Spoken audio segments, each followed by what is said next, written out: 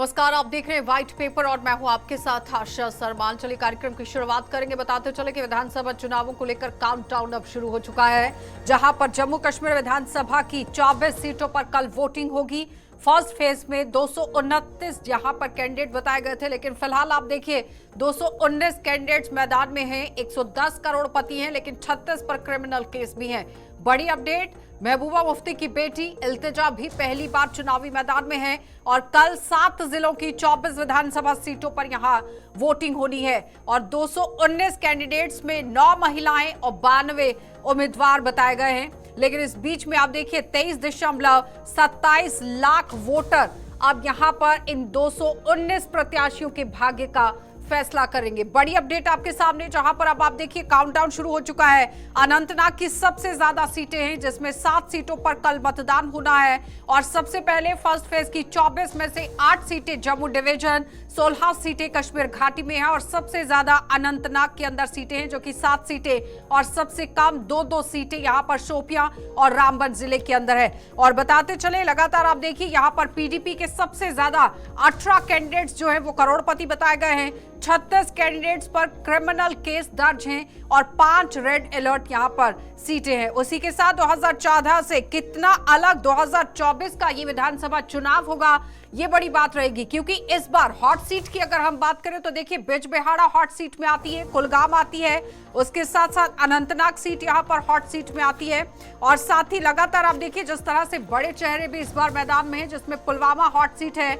और जम्मू कश्मीर में 3 फेज में ये वोटिंग होनी है। लेकिन फिलहाल इससे पहले आपने देखा 87 सीटों पर चुनाव हुआ था, लेकिन अब परिसीमन के बाद 2024 में 90 सीटों पर चुनाव होना है। और जम्मू कश्मीर विधानसभा चुनावों की अगर हम 2024 की बात करते हैं, जिसमें आप देखिए कुल वोटर्स यहां पर 87.09 लाख हैं, जिसमें 44.46 लाख पुरुष हैं, 42.62 लाख महिलाएं हैं और 3.71 लाख फर्स्ट टाइम वोटर हैं। यानी कि कुल पोलिंग स्टेशन इस बार जो बनाए गए हैं, जिसमें 11,838 आंकड़ा रखा गया है। और वोटर्स बूथ की अगर हम बात करें तो पूरी तरह से आप देखिए सुरक्षा व्यवस्था चाक चौबंद कर दी गई है। इस बीच में पांपोर इलाके के अंदर भी आप देखिए बीजेपी और नेशनल कॉन्फ्रेंस आमने सामने रहने वाली है। त्राल के अंदर की बात करें तो कांग्रेस और पीडीपी, राजपुरा की बात करें तो नेशनल कॉन्फ्रेंस और बीजेपी और पीडीपी के बीच में मुकाबला हो सकता है। पुलवामा में आप देखिए नेशनल कॉन्फ्रेंस और पीडीपी है, लेकिन उस बीच में शौकिया की अगर हम बात करें तो शोफिया शेख मोहम्मद रफी की बात करें तो यहाँ पर नेशनल कॉन्फ्रेंस और बीजेपी और पीडीपी के बीच में मुकाबला, यानी कि काफी लंबी लिस्ट है। लेकिन उस बीच में आप देखिए कल जब चुनाव होते हैं तो किस तरह की सरगर्मियां रहती है, क्योंकि पहला फेज है और उसके बाद बढ़ चढ़कर जिस तरह से लोकसभा चुनावों में भी लोगों ने भाग लिया था, कल लोग अपना नुमाइंदा चुनने जा रहे हैं। क्योंकि पहले प्रधानमंत्री के नाम पर वोट डाला गया या फिर आप देखिए विकास को चुना गया, लेकिन इस बार जो विधानसभा चुनाव होने वाले हैं, फेस पर चुनाव होने वाला है कि आपका नुमाइंदा कौन है और जनता किस तरह से उसे जिताकर सामने लाएगी। चलिए पैनल की ओर बढ़ जाते हैं। इस वक्त अजय भारती हमारे साथ हैं, नेता बीजेपी से, बहुत बहुत स्वागत जुड़ने के लिए। और उनके साथ ही जगदीप सिंह है हमारे साथ, कांग्रेस पार्टी से, आपका भी स्वागत। जगदीप जी, सभी से पहले मैं आप ही के पास आऊंगी, जहां पर आप देखिए लगातार सरकार की तरफ से ऑपोजिशन पार्टियों पर हमला ही किया गया है, लेकिन कल फर्स्ट फेज का चुनाव है, 24 सीटों पर कल वोटिंग होनी है। आशा जी, आपका आभार। मैं अक्सर कहता हूं ये निर्लज्जता का अमृतकाल है, झूठों की बयार है और जनता को दिग्भ्रमित करने का हर चंद और हर मुमकिन प्रयास। मैं पूछना चाहता हूं, भारतीय जनता पार्टी आखिर किस बिना पर अपनी राष्ट्रवादिता की दुहाई देती है? आज तो अल्ताफ बुखारी ने भी साफ कर दिया कि वो जमात के उन लोगों को सपोर्ट करेंगे जो बतौर इंडिपेंडेंट कैंडिडेट खड़े हैं। और इंडिपेंडेंट क्यों खड़े हैं? क्योंकि उसे मोदी सरकार ने जमात इस्लामी को प्रतिबंधित किया हुआ है। एक तरफ इंजीनियर रशीद, दूसरी तरफ अल्ताफ बुखारी, तीसरी तरफ सज्जाद लोन, चौथा गुब्बारा जो फूट गया गुलाम नबी आजाद साहब का नाम मैं लूंगा। तो अब जमात इस्लामी आखिर सत्ता का लोलुप और सत्ता की भी जुड़ गए हमारे में साथ, बहुत बहुत इतना स्वागत मदान होकर भाजपा अपने नैतिक मूल्यों से समझौते पर समझौता करती चली जाएगी। ये ठीक है कश्मीर में भाजपा का जनाधार नहीं है, और ये भी ठीक है कि अभी हाल संपन्न हुए लोकसभा चुनाव में इनकी मजाल नहीं हुई वहां से कैंडिडेट देने की। पर फिर ये राष्ट्रवादिता की दुहाई किस बिना पर देते हैं। एक तरफ जमाते इस्लामी को पानी पी पी कर भाजपाई कोसते थे, और अब परोक्ष रूप से सत्ता हासिल करने के लिए किसी भी हद तक जा सकती है भाजपा। भाजपा जवाब दे आर्टिकल 370 पर और छोटे छोटे मसले मसाइलों पर। ये कांग्रेस को घेरने। अजय जी जवाब दीजिएगा। अजय जी, छोटी छोटी बातों पर कांग्रेस को बार बार घेरने की कोशिश हो रही है, वो कह रहे हैं।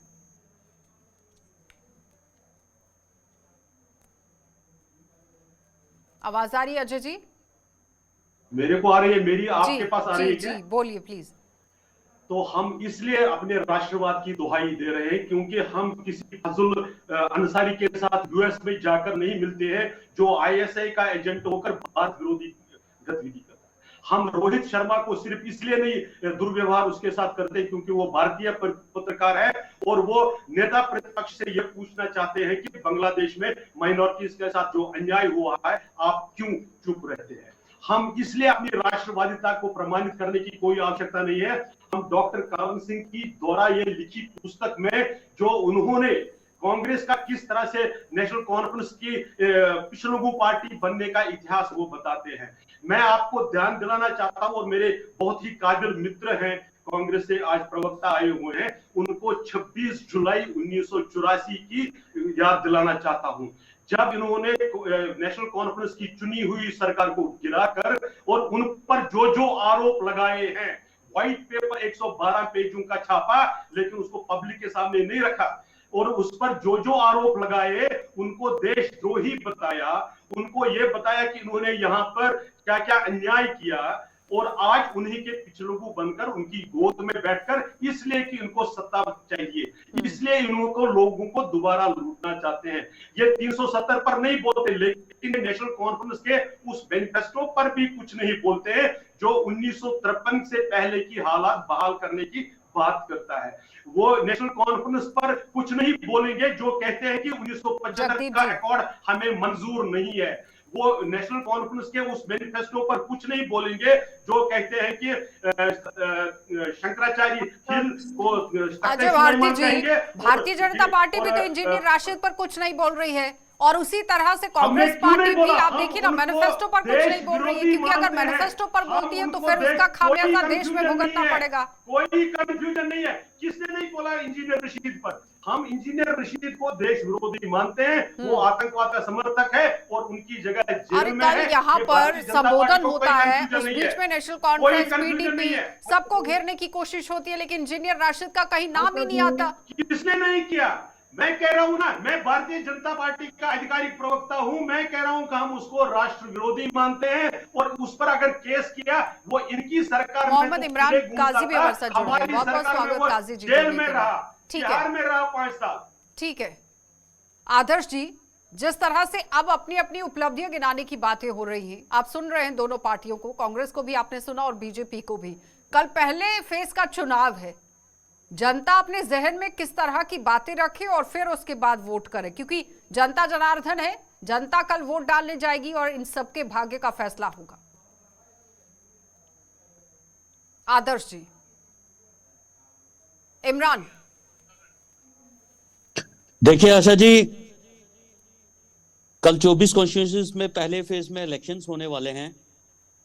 मैं अपने वोटर्स से यही गुजारिश करूंगा कि जिन सरकारों ने इस देश, इस स्टेट के लिए जो काम किए हैं, उनको मद्देनजर रखते हुए, और जो हर पार्टी ने अपना मैनिफेस्टो दिया है आगे, उसको देखते हुए आज हर इंसान को बढ़ चढ़ के अपना वोट कास्ट करना चाहिए। स्पेशली मैं उन वोटर्स से आज गुजारिश करना चाहता हूं जो पहली बार वोट कास्ट करने जा रहे हैं, और मुझे ये उम्मीद है कि उन वोटर्स ने जो 18-19 साल के जो पहली बार असेंबली इलेक्शंस में वोट कास्ट करने जा रहे हैं, उन्होंने एनालाइज किया होगा, उन्होंने अपने बड़े बुजुर्गों से डिस्कशन किया होगा, उन्होंने अपनी सराउंडिंग्स पे रिसर्च की होगी कि पिछले 10 साल से पहले यहाँ पे हालात क्या थे, एम्प्लॉयमेंट के हालात क्या थे, महंगाई के हालात क्या थे, बाकी बिजनेस के हालात क्या थे, और आज यहाँ पे क्या हालात है। उन सब चीजों को मद्देनजर रखते हुए उन लोगों को आज उस पार्टी को वोट करना चाहिए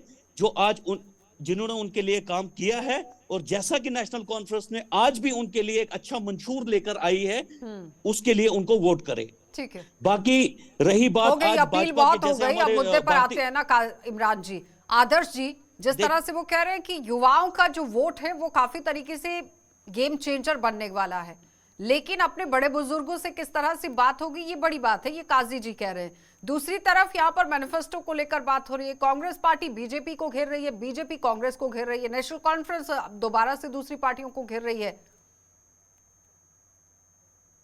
धन्यवाद आशा जी। जहाँ तक नेशनल कॉन्फ्रेंस और कांग्रेस का सवाल है, वो आपस में, जहाँ बीजेपी का सवाल है, वो एक दूसरे को घेर रहे हैं। इनका घेरना बनता है, चुनाव है, चुनावों में ही नहीं घेरेंगे तो कब घेरेंगे? यही तो एक समय है जब एक दूसरे को अच्छी तरह से घेरेंगे और अपने हक में वोट करवाने की कोशिश करेंगे। लेकिन सबसे बड़ी बात यह है कि 10 साल के बाद लोगों को मौका मिल रहा है, ये पर्व आया है, और इस 24 सीटों के लिए सबसे पहला जो हमारा चरण, प्रथम चरण है, उसमें 24 सीटों के लिए चुनाव होने जा रहे हैं। ये एक बहुत बड़ी बात है। और अभी तक हमारे जम्मू कश्मीर के अंदर बड़ी, जितना भी प्रचार होता रहा, जितने भी चुनाव की चर्चा होती रही, बड़ा एक शांतिपूर्वक निकला है। और जो हमें ये भी आशा करते हैं कि ये बाकी के चरण भी इसी तरह शांति के साथ जम्मू कश्मीर में निकले, अच्छे चुनाव हो जाए। जम्मू की कश्मीर की जो 24 सीटों के लिए जो कल मतदान होना है, उसकी तैयारियां तो पूरी हो चुकी है, जिस तरह के आपके चैनल बार बार आप दिखा रहे हैं। और 279 कैंडिडेट्स हैं जिनका जो भविष्य इस पे दाव पे लगा हुआ है। 16 कश्मीर की सीटें और 8 जो है जम्मू प्रोविंस में, जिसे हम चुनाव वैली कह रहे हैं, वहाँ के लोग तैयार बैठे हुए हैं सब अपना मतदान करने के लिए। क्योंकि इस बार लोगों के अंदर जोश कुछ अलग ही तरीके का है, क्योंकि 10 साल के बाद वोट अपना कास्ट करने जाएंगे और उसके बाद अपने नुमाइंदों को चुनने की कोशिश होगी कल, क्योंकि लोकसभा का आपने वोट डाला, केंद्र के अंदर वो पहुंच गया, लेकिन अब यहाँ पर वोट होगा आपके नुमाइंदे के लिए। बिल्कुल सही कह रहे हैं आप। इस बार अलग सा चुनाव है। इसमें तो जब हम बात करें, जम्मू प्रोविंस की बात करें, तो 7 फार्मर जो मिनिस्टर है उनका भविष्य दांव पे लगा हुआ है। और ये पहला हमारा भारतीय जनता पार्टी का चुनाव कह सकते हैं कि इस चुनाव में पहला चरण है जिसमें एक फीमेल कैंडिडेट भी है। कुल मिला के हम कहते हैं कि सारी की सारी सीटों के लिए लोगों की तैयारी हो चुकी है। जोश है, जो नए जो वोटर्स है उनमें एक नया जोश है। में एक फीमेल कैंडिडेट नहीं है आदर्श जी, 2 फीमेल कैंडिडेट हैं। नेशनल कॉन्फ्रेंस ने भी अपनी कैंडिडेट को, पूजा ठाकुर को उतारा है पार्डन एक्सेस से। जम्मू प्रोविंस की बात हाँ, जम्मू प्रोविंस मैं जम्मू प्रोविंस की ही बात कर रही हूँ। हाँ जगदीप जी। जी नहीं, मैं भारतीय जनता पार्टी की बात किया। भारतीय जनता पार्टी ने एक कैंडिडेट यहाँ से खड़ा किया, उनकी बात कर रहा हूँ मैं। बाकी रहा इनकी बात कहने का जो मतलब है कि ठीक है, नए जो जितने भी वोटर्स हैं उन्होंने बुजुर्गों से मशवरा करने, क्या मशवरा करेंगे बुजुर्गों से? उन्होंने देखा ही नहीं, कश्मीरियत देखी ही नहीं, उनको पता ही नहीं कश्मीरियत क्या चीज है। वो पैदा ही बाद में हुए हैं जब सब कुछ हो चुका था। ये एक बहुत बड़ी मुश्किल चीज है। आने वाला जो कश्मीर है उनमें अब ये बच्चे बड़े हो गए हैं, वो बच्चे जवान हो गए हैं जिन्होंने कश्मीर का सही मायने में कश्मीरियत को देखा ही नहीं, जिन्होंने यहाँ क्योंकि जम्मू डिवीजन की अगर हम बात करते हैं ना आदर्श जी, तो सुनील शर्मा हैं, पूजा ठाकुर हैं, शगुन परिहार जो पहली बार चुनाव लड़ने जा रही हैं, सदात कितलू हैं, और उनके साथ शक्तिराज परिहार हैं, जीएम सुरूरी हैं, सजाद शाहीन हैं, विकार रसूल वानी हैं, और उसके बाद चलेंगे फिर कश्मीर की तरफ। लेकिन रुकेंगे एक छोटे से ब्रेक के लिए, जल्द वापस लौटेंगे, आप बने रहिए जी। अजय भारती बड़े प्रबुद्ध व्यक्ति हैं, लेकिन अपेक्षा इनसे भी वही रहती है, क्योंकि कहने को कुछ नहीं। मैं जरा थोड़ा स्पष्ट कर दूं, ये राष्ट्रवादिता का उल्हाना दे रहे थे, इन्होंने इल्हान उमर का जिक्र किया, तो बता दूं कि वो इस दुनिया के सबसे बड़े देश के सांसद हैं। और ये बात जम्मू कश्मीर को भारत का हिस्सा नहीं मानती है। भारती जी मैं आपके बीच नहीं बोल रहा, सुन लीजिए ना। आप बात कर रहे हैं पत्रकारों की। 159 ये स्कोर है हमारा। 21 देश हमसे पीछे हैं, जिसमें इथोपिया और सोमालिया जैसे देश हैं। आप बात कर रहे हैं पत्रकारिता की, जनाब कुछ तो सोचिए। और सवाल क्या पूछा मैंने आपसे? अभी आप इंजीनियर रशीद को बड़ा आपने तल्ख शब्दों में बोला। मैं पूछता हूँ, जमानत कैसे मिल जाती है? 1 अक्टूबर को आखिरी जैसे सोनिया जी को मिली, जैसे राहुल जी को मिली, जैसे सोनिया गांधी जी को मिली, जैसे राहुल गांधी जी को मिली। भारती जी मैं ये आपसे आपने पूछा प्रश्न, बीच में काटेंगे, सुन लीजिए ना, फिर आप बोलिएगा। राम रहीम को इतनी मर्तबा कैसे पैरोल मिली? को जवाब है आपके पास?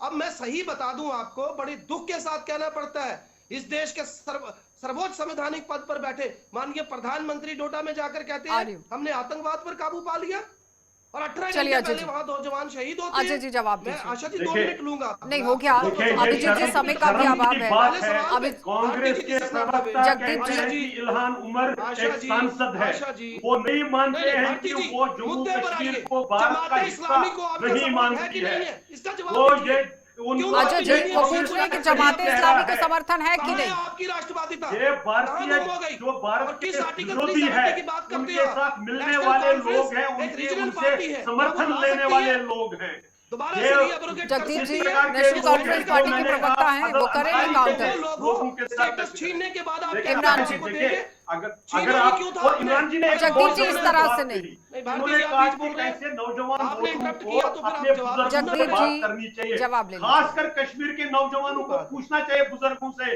कि किसने शायर कश्मीर महजूर को मुद्दे पर गिरफ्तार आइए। किया, जमाते किसने इस्लामी शायर पर सवाल कश्मीर पूछा महजूर आपसे, को उसका जवाब अपने दीजिए। गांव में दफन नहीं होने दिया, क्यों किसने लगाया इमरान जी। बरकत भारती जी, 75 ठीक है। लोगों को भारती जी, हो गया अंदर भारती जी। आपने उसको ये इमरान करवा जी। दिया, दे दिया। किसने लोगों पर उसका फॉर्म इतना भरवा जुल्म दिया। किया जगदीप कि जी प्लीज उनको एक एक वोट करके इस तरह डालने से के इंटरप्ट लिए करेंगे तो फिर किसने सुनेंगे नहीं कैसे। दिए? ये इमरान उनको जी जरूर हो गया अजय पूछना जी। चाहिए अपने बुजुर्गों अजय से। जी भारती ठीक जी, है। भारती जी जरूर एक सेकंड आप पूछना सुन लीजिए चाहिए। थोड़ा सा प्लीज।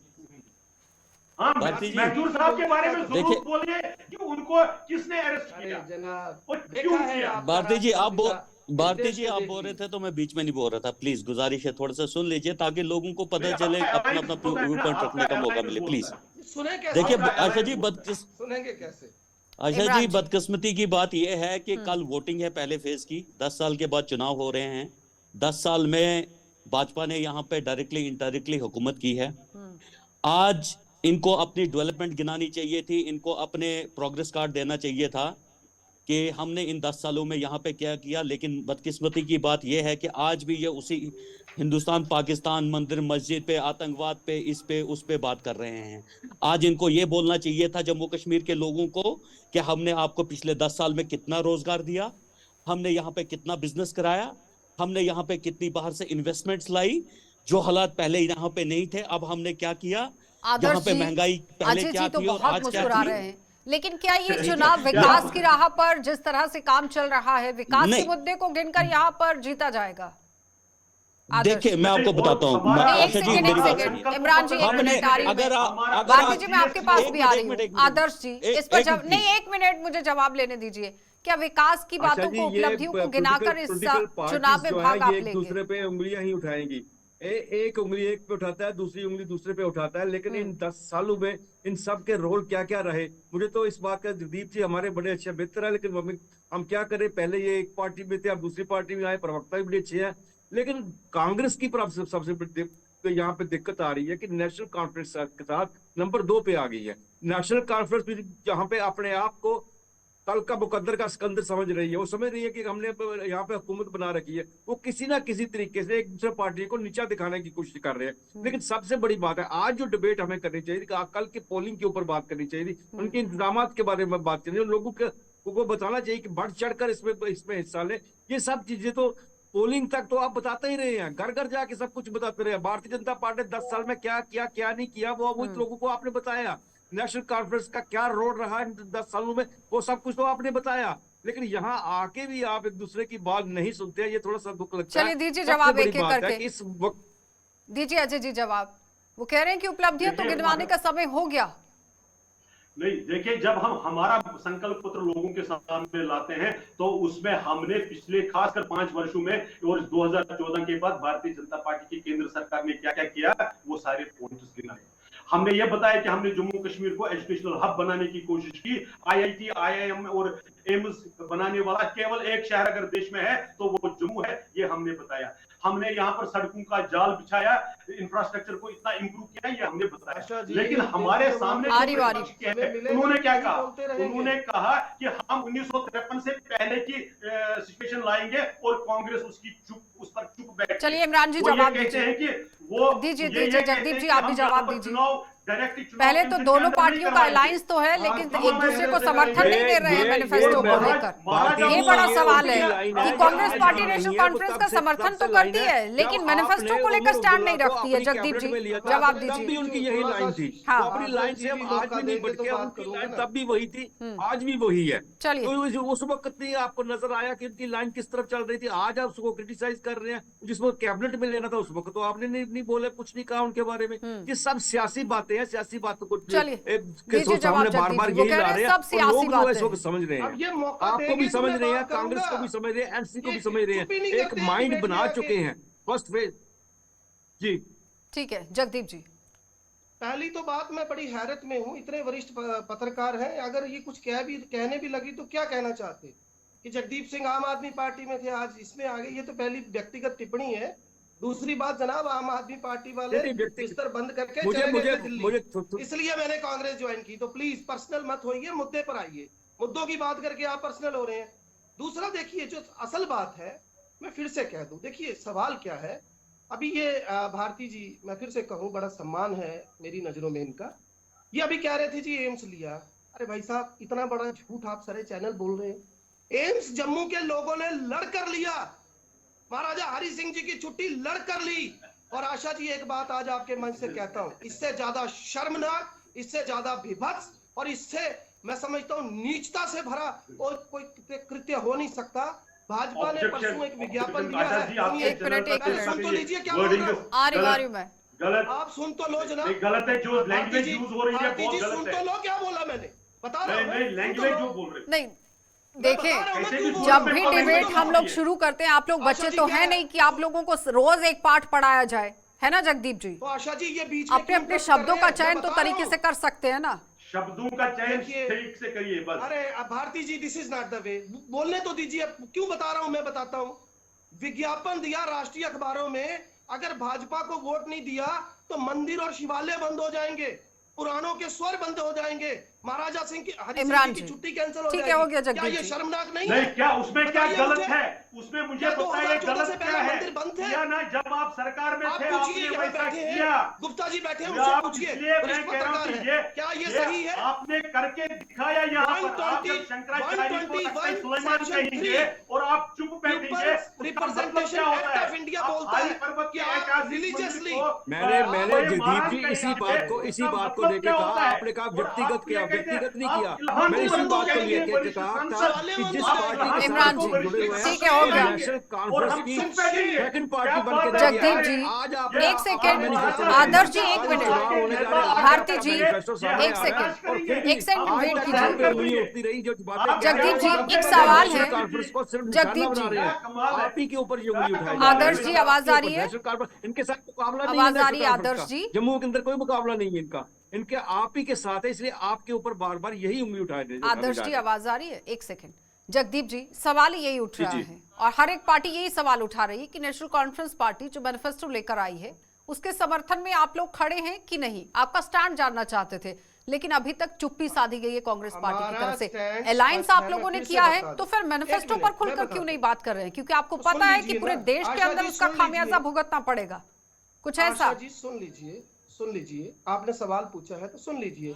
मैं आपसे सिंपल एक बात पूछता हूं, क्या एक रिवायती पार्टी एब्रोगेशन जो हुई है आर्टिकल 370 की, उसको रीएब्रोगेट कर सकती है? कि केंद्र सरकार का क्षेत्राधिकार है, उस सवाल के मायने ही नहीं है, ठीक है, जिस पर आप बार बार पूछ रहे ठीक हैं। है, मतलब और मायने ही स्टेटमेंट नहीं की है बात सवाल कर के। रहे इमरान हैं। जी, क्या बात इमरान जी, है? एक लास्ट कमेंट कीजिएगा इस जल्दी सवाल का मायने नहीं है, वो देखिए, सवाल जो किस लिए मंदिर रखा जा रहा है मंदिर बार-बार? शिवालयों की बात फिर की, वो किस तो तो फिर 370 की मैनिफेस्टो बात के को अंदर लेके इतना क्यों लंबा लड़ा जा चिट्ठा रहा है? क्यों लिख कर लेकर आए हैं इमरान जी? तो वो उनसे पूछिए। हाँ, पूछ देखिए रहे हैं अभी, देखिए देखिए दीजिए आशा जवाब जी, इमरान जी। इस वक्त कल पोलिंग है फर्स्ट फेज की, मैं इन सब बहस में इस वक्त नहीं, नहीं मुद्दे जाना पर चाहता आइए ना, हूं। मैं सिर्फ अपने वोटरां से ये गुजारिश चलिए, करना बहुत चाहता बहुत हूं। धन्यवाद इमरान जी जुड़ने के लिए। जगदीप जी आपका भी, अजय जी आपका भी और आदर्श जी आपका भी। तो फिलहाल कल पहले चरण का चुनाव है, आम जनता बहुत समझदार है कि उसे अपने वोट का कास्ट किस तरह से करना है, वोट का इस्तेमाल किस तरह से करना है। भारी तादाद में घरों से बाहर निकलिए और वोट का इस्तेमाल कीजिए। फिलहाल देखते रहिए कार्यक्रम।